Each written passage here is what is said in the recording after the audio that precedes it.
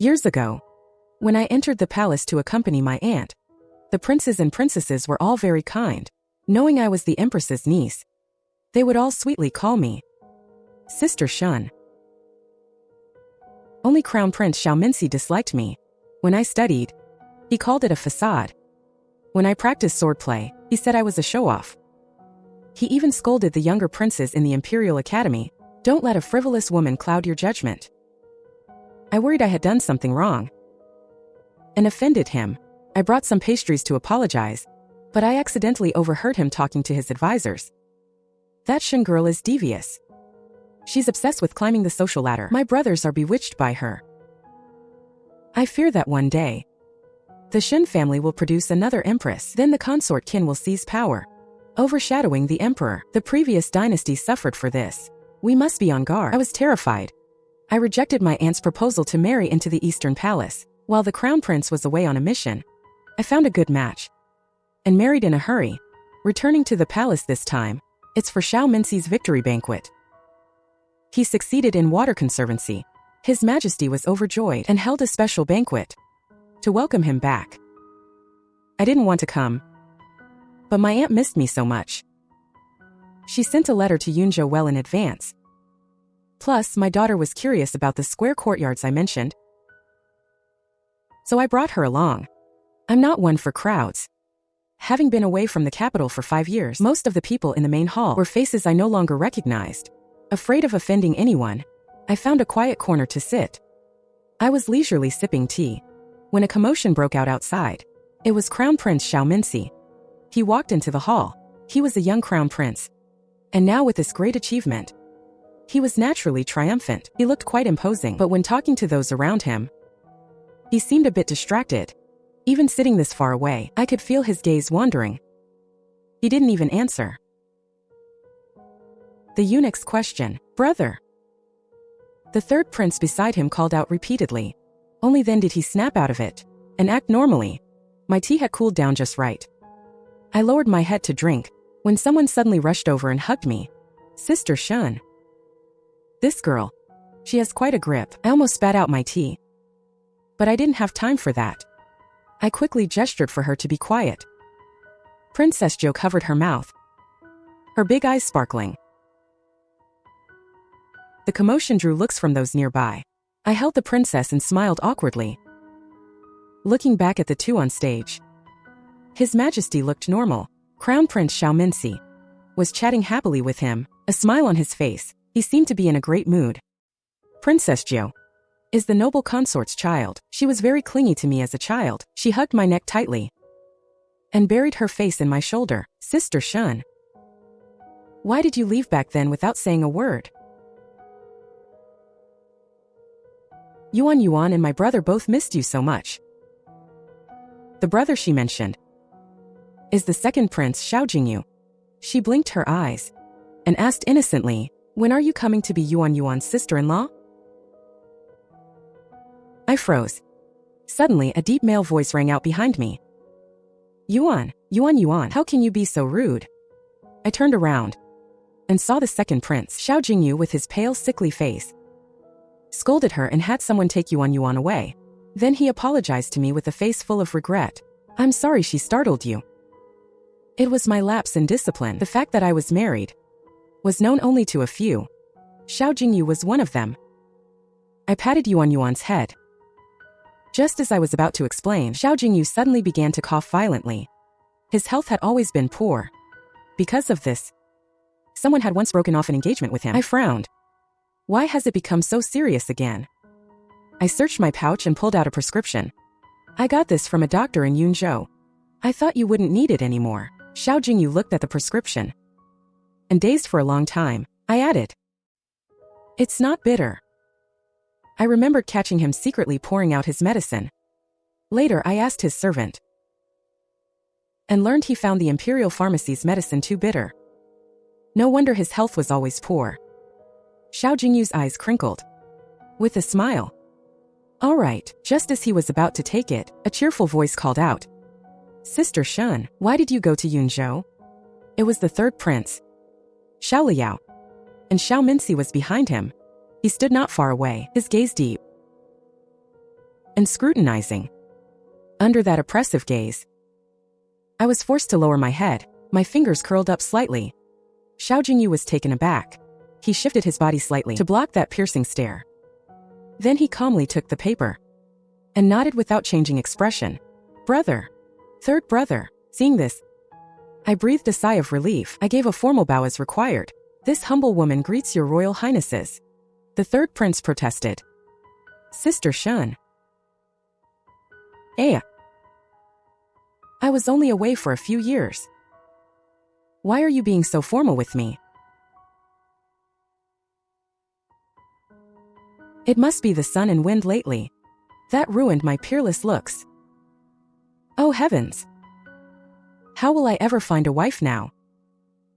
Xiao Jin Ci's expression darkened. He snapped. So noisy, I had wanted to laugh. But I pursed my lips at his words. I lowered my head, afraid of upsetting this man.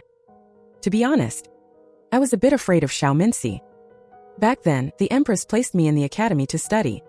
Only Xiao Jin Ci, every time he saw me, would scold me with disgust, calling me affected.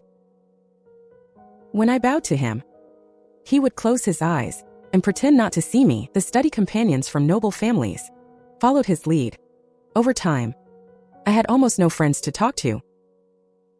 I didn't dare tell my aunt, so I spoke with the teacher about letting me study next door. There were several princesses there, so I wouldn't be lonely. Who would have thought? Just because I gave medicine to Xiao Jin Ci and spoke a few words to Xiao Liao, Crown Prince Xiao Jin Ci came to warn me personally. If you keep being so devious and distracting my brothers, then get lost back to Yunzhou. The nearby companions looked over, whispering among themselves. Tears of grievance began to fall. He frowned. Don't cry. Then he ordered. Starting tomorrow, move back here and sit next to me. I sniffled and nodded weakly. As long as I wasn't kicked out, from then on, I was by his side every day. He still ignored me, but he wouldn't let me go to others. I had no choice. Every day I either slept or ate the dried fruit my aunt prepared. Sometimes I slept too soundly, and my snoring disturbed Xiao Jin Ci. He would pull me up with a scowl. You're so useless. Does Yunzhou only raise good-for-nothings? I thought about it, and at the spring banquet, I performed a sword dance I had prepared for a long time, and had my aunt help me with Yunzhou-style makeup. I wore a floral ornament on my forehead. Even my aunt said it was beautiful. After the dance, the whole hall erupted in applause. Even the usually strict teacher praised me repeatedly, but in Xiao Jin Ci's eyes, it was just playing to the gallery. He even scolded the princes at the banquet. Don't let a frivolous woman bewitch your hearts. Several princes I was close to were grounded because of it. I felt so guilty. After all, I was the one who invited them to see Yunzhou swordplay. I also worried that because of me, he would grow to hate Yunzhou. So I specially learned to make pastries to bring to him. But I accidentally overheard him talking to his advisors. He said, Shen Guan Ning is devious. She's obsessed with power. My brothers are bewitched by her. I fear that one day, the Shen family will produce another empress. Then the consort kin will seize power, overshadowing the emperor.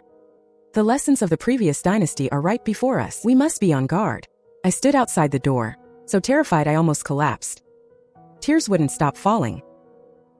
Good heavens, how did he know about my father and aunt's plans?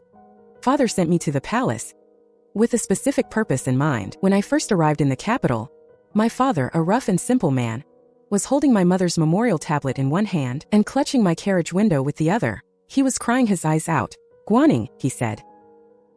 Now that you're going to the capital, you must find a local man to marry. Don't be like your mother and follow me to suffer out here in Yunzhou. Whenever he mentioned my late mother, I couldn't help but burst into tears. The carriage sped away, and Dad couldn't keep up anymore. He could only run behind us, find someone powerful and influential, someone in charge of military supplies. Then remember to nudge your husband to send some rations to your old man. Don't let your uncles go hungry on the battlefield. You hear me? Eventually, my father's figure faded from view, thinking of my uncles who died in battle. I cried uncontrollably, nodding my head again and again. But the capital is so vast. Where was I supposed to find someone powerful? My aunt tapped me on the head. That's easy, she said. She had someone bring out a register of princes, with a grand wave of her hand. Guan Ning. Take a look. Which one do you like? I know all their mothers. I'll introduce you when the time comes. How could I dare to dream so high? I quickly declined the idea of a prince. My aunt gave a cold snort. Why wouldn't a girl from Yunzhou be good enough for them? If it weren't for your father and uncles risking their lives on the front lines to protect this country, how could they live so peacefully in the capital? Pick one. Our Ning is so beautiful. Forget being a princess. You're fit to be the Empress herself. I widened my eyes. My aunt crossed her arms and nodded, seeing me linger on the Crown Prince's page. She narrowed her eyes. That very night, she barged into the Emperor's hall. I don't know what was said, but the next day I entered the academy. I was to study with the princes and princesses. Meanwhile, my aunt was placed under house arrest. When I heard the news, I rushed back from the academy. I stood outside the hall and locked eyes with my aunt, who was lounging on a rattan chair eating fruit. She waved her hand, telling me not to worry. I was filled with guilt, and I made a silent vow. I couldn't let my aunt's efforts go to waste. I took the seat closest to Xiao Jin Ci. I heard he likes scholarly women, so I carried a book on political strategy every day, trying to decipher the difficult, dry text. Sometimes when I was truly stuck, I would chase after the teacher to ask questions, but one day the teacher was too busy. He happened to call over the passing Xiao Jin Ci to teach me. The youth had a face like jade and wore white robes. He was strikingly handsome and peerless. He was unlike anyone I had ever seen in Yunzhou. Although I admired him, I was too intimidated to speak to him before I had actually learned anything. I was too embarrassed to talk to him. I tried to decline the help, but as soon as I opened my mouth, Xiao Jin Ci's brow furrowed deeply. His expression turned ice cold. Miss Shen, there's no need for this act. I was stunned. I froze for a moment. I was speechless. You dress up so flamboyantly every day and carry that book around just to get my attention. And now you're putting on this act? It's a bit too affected. If you don't want to learn, then don't stay at the academy, wasting everyone's time. My most private thoughts had been exposed. I stood there, feeling as if I'd been slapped in the face. My cheeks burned with pain. That day, I stayed at the academy for a long time, long enough to replay his look over and over in my head. I could clearly read the disgust in his eyes. As night fell, I heard movement behind me. I gathered the papers that were blurred by my tears. I forced a smile and went home with the nanny from the Queen's palace. But I only let myself be sad for one day. The next day, I went to the Eastern Palace dressed simply. I had thought it through. Xiao Jin Ci might not like me, and his words were harsh, but he was ultimately right. If I wanted to study, I shouldn't have other distractions. So I made a vow to him. I promise I will never have feelings for your highness again. He didn't say anything. He just looked at me with sarcasm. He probably didn't believe me, but I didn't care. Time and actions would prove everything. I asked the teacher to move me to the seat furthest from him, whether arriving or leaving. I intentionally avoided crossing paths with him. Who knew he could be so overbearing? He even interfered in matters between me and his brother. And now his words were getting more ridiculous, calling me a femme fatale and talking about arrogant generals. If my dad really had that much nerve, back when the officials withheld our supplies, he would have beheaded that messenger from the capital. So what is His Majesty's intention? Xiao Jin Ci had his back to me. I couldn't see his expression. I knew he looked down on me anyway. Shen Guan Ning is too calculating. And too restless.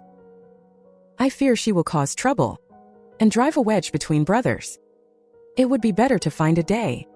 To bring this temptress into the Eastern Palace. Make her a Liangyuan. To eliminate any future trouble. She is too greedy. She'll likely throw a fit if she's just a Liangyuan. Make her a Liangdi then. For the sake of Empress Shen. Outside the door, I bit my handkerchief in anger. Who cares about your sake? You make it sound so nice. But isn't it just being a concubine? My heart felt like it was being squeezed. I felt suffocated. I looked down and rubbed my stinging eyes. A concubine has no say in anything. I wouldn't even be able to sleep in. I'd have to get up at dawn to serve tea. If I dared to whisper in his ear, the head wife would be the first to beat me to death. I clearly said I had no such intentions. Yet he still speculates like this. My aunt was right. Most people in the capital are narrow-minded. And Xiao Jin Ci is the worst of them all. Fortunately, after that day, he was sent away to Taicang. On the day of his departure, many people went to see him off. I stood at the very back. Only when the carriage was truly gone did I finally feel at ease. While he's out of town, I need to hurry and figure out my marriage. Bringing my thoughts back to the present, the third prince, Xiao Liao, wasn't easily intimidated. Brother, you're playing favorites. He turned his head. He started wailing even louder. You're already engaged to the chancellor's daughter. Of course you don't have to worry about marriage. Unlike your poor brother. Xiao Liao sniffled. He sounded more and more aggrieved. He grabbed onto Xiao Jin Ci. From the time he was locked in solitary as a kid, to his brother's unfair behavior, like snitching to the teacher or skipping class for banquets, he went on and on. Just then, the nanny from my aunt's side came with a message. Here is awake. I nodded. I said goodbye to the second prince, Xiao Jingyu. But as soon as I left, Xiao Jin Ci followed right behind me. First, I thought it was a coincidence. But then, I was almost at my aunt's chambers, and he was still behind me. After I rejected my aunt's suggestion to join the Eastern Palace, she sensed something was wrong. She investigated the academy. She came back absolutely furious. He really thinks highly of himself. When I first entered the palace, I saw he was motherless at such a young age. So I took extra care of him. Who would have thought? Who would have thought he would dare treat you like this? My aunt gently took my hand. Looking at the blisters from the burns, her eyes were full of heartache. Even I haven't tasted our Ning's cooking yet. That absolute scoundrel. If he didn't want to eat it, fine. But he actually fed it to the dogs. It was only then that I realized the pastries I had carefully prepared for the Eastern Palace. He hadn't eaten a single one. But it makes sense. He looked down on me from the start. So why would he care for my pastries? I wasn't even sad anymore. Whatever sadness there was, it was cried out on the very first day. I hugged my aunt, burying my face in her neck. And I've learned so much. I'll make it all for you to eat. Aunt turned away, covering her eyes with her hand. Okay. Aunt, try the cooking from our place. Since then, Aunt would get up early every day, running to the Yangxin Palace to speak ill of Xiao Menche. Sometimes she was too obvious, and the emperor grounded her, claiming the empress should not show such bias. Locked in her bedchamber, Aunt scolded him even more vigorously. Sometimes I worried Aunt was being too reckless, and that someone with bad intentions would twist her words. Aunt just waved her hand. I have no maternal family, nor children by my side. Even if they have intentions, what can they do to me? Once the grounding was lifted, she would hold her breath and come out to continue scolding him. This happened repeatedly. Finally, Aunt had just been released from her grounding a few days ago. With Aunt's fiery temper, if the two of them met, they would surely come to blows. Seeing this person still following behind me, I finally couldn't help but speak up. Your Highness, is there something you need? Xiao Minche coughed lightly, reaching into his sleeve. I saw this while passing through Jiangnan. Thought it would suit you very well. I took it and opened it. Inside lay a gold-gilded kingfisher feather inlaid mandarin duck hairpin. It looked incredibly valuable. Seeing me take it, Xiao Minche's gaze softened, and his tone became gentler. I have already become betrothed to the Prime Minister's daughter, the Lin girl. As he spoke, he studied my expression. But you don't need to worry. She is famous in the capital for her virtue and kindness, and her broad-mindedness. Once she enters the household, I will petition the palace for an edict. What is there to worry about? I scratched my head. When Xiao Minche began to cough heavily, his face turning bright red. There's no need to be so rushed. I just thought this person was putting on an act. He gave me a wedding gift and hinted at the wedding date. Wasn't he just wanting me to give a return gift? I pouted. People in the capital are just so hypocritical. He must really like that Miss Lin, as he said many good things about her.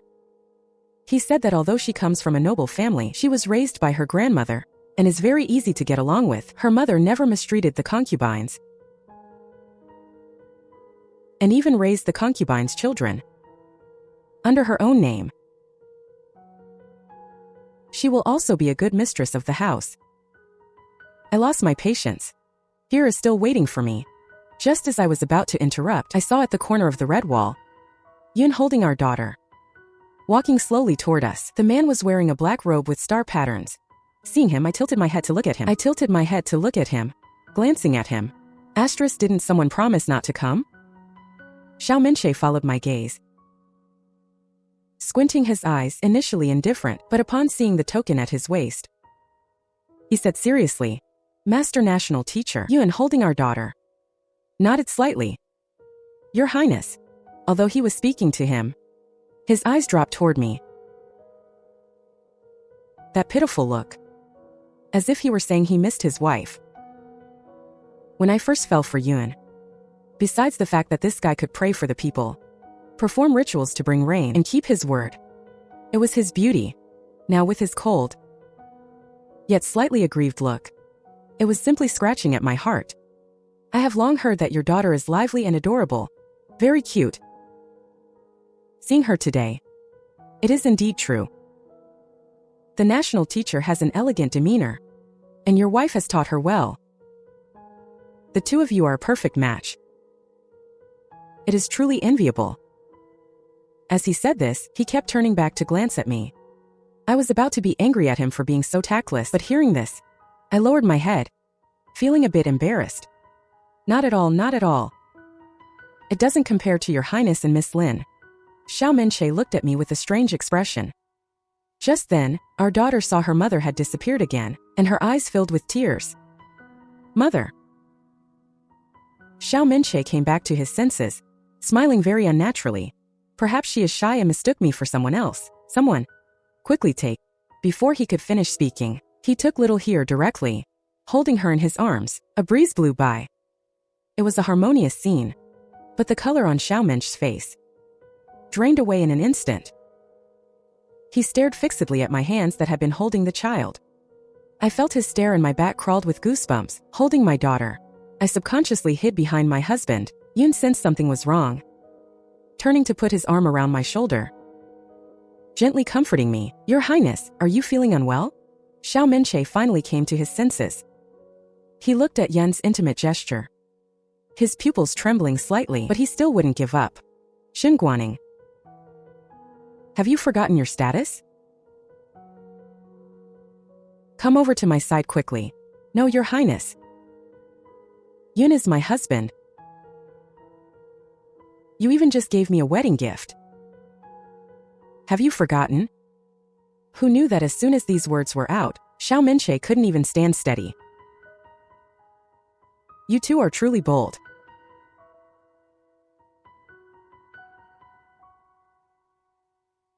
With that, he flicked his sleeves and left.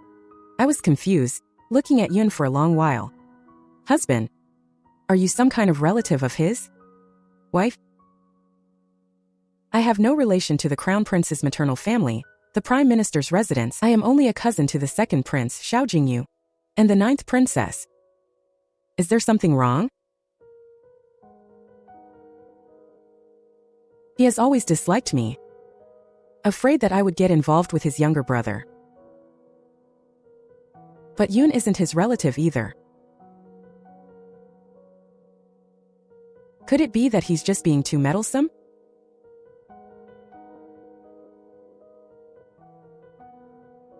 Wife, don't pay him any mind. I won't pay him any mind. Yun and I have been married for so long, and our child is already this big. He just thinks I'm not good enough. Well, there's nothing to be done about that. Yun has already become a member of my Shen family. Since returning from eavesdropping that day, I started thinking hard about the wedding. But who should I go to?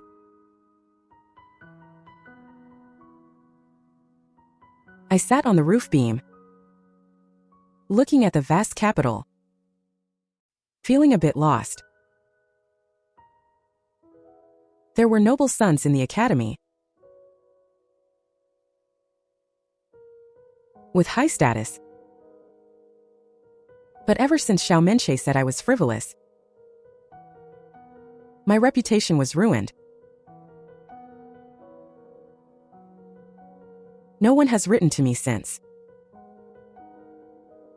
He is the Crown Prince. Whatever he says is right. Do I really have to be his concubine? How can a woman of the Yun clan be a concubine? Not only would I lose my dignity,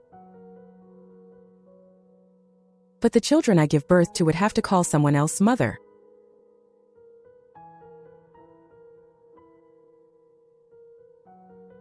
The more I thought about it, the more aggrieved I felt. The more I thought about it, the angrier I got. My anger didn't fade. Instead, I just exhausted myself. I was completely drained, falling heavily to the ground. I looked up, meeting a pair of smiling peach blossom eyes.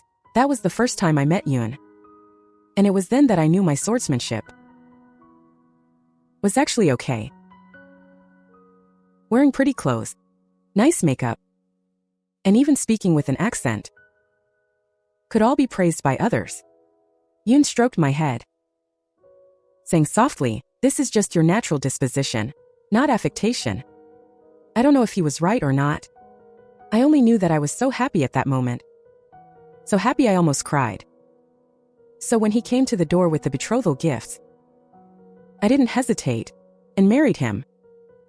A few days later was the palace banquet. The emperor specifically invited Yun. At the banquet I held here and greeted the princes and princesses sitting opposite. The third prince, Xiao Liao. His gaze shifted between me, Yun, and here, wandering back and forth, finally looking ashen. I held a fruit in my mouth and shared a smile with Yun. Not long after, the banquet began, and Yun was called away by the emperor for a talk. Taking advantage of this gap, a few maids came to report. "Miss Shen, my mistress requests your presence." Looking at the embroidery on the maid's clothes, which belonged exclusively to the Phoenix Palace, I didn't hesitate and followed them. Halfway there, I suddenly realized this was not the way to the Phoenix Palace. Just as I was about to ask, the servant said in a low voice, "Miss Shen, please don't be offended, but the Crown Prince wishes to have a word with you. He is waiting in the pavilion ahead." I paused. "I have no personal acquaintance with His Highness. Please tell him that I cannot meet with him." The servant looked troubled, but dared not force me. Just as we were at a stalemate, a figure emerged from the shadows. It was the Crown Prince, Xiao Jin Ci. He dismissed his attendants and stepped forward alone. He lowered his voice to a whisper, staring at me. "I will only ask you one thing. Are you truly married?" I held here tightly, took a step back, and replied calmly, "Your Highness, I have long been married. The entire palace knows this." Xiao Jin Ci stared at the sleeping here in my arms. After a long silence, he said in a hoarse voice, "I understand now. You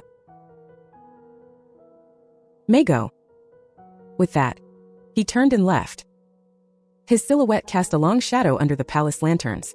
I felt a slight sense of relief and walked away quickly. Not long after, the second prince joined forces with the prime minister's office and submitted a memorial to the emperor. They detailed the crown prince's negligence during the flood control in Jiangnan, his errors in judgment, and the waste of public funds. Although the emperor was furious, out of respect for the late empress, he initially intended to be lenient. The position of the crown prince is vital to the stability of the nation. Xiao Jin Ci bears the heavy responsibility of the state. Yet he was derelict in his duties during the flood control, wasting public treasury, mismanaging the project, and disturbing the people. Having repeatedly failed in his duties, he is unfit to shoulder the responsibilities of the nation. If he is not disciplined and his faults punished, it may threaten the stability of the court and the peace of the people. With many officials joining the impeachment, the emperor had no choice but to strip Xiao Jin Ci of all power and authority, revoke his status as heir, and order him to reflect on his mistakes in seclusion.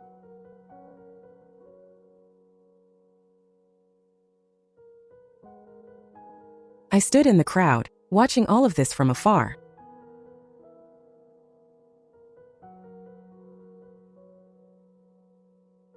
He walked toward me. I lifted my skirt and ran straight into his arms. As for what happened later, I no longer paid any attention. Childhood wounds will not heal just because of a few apologies.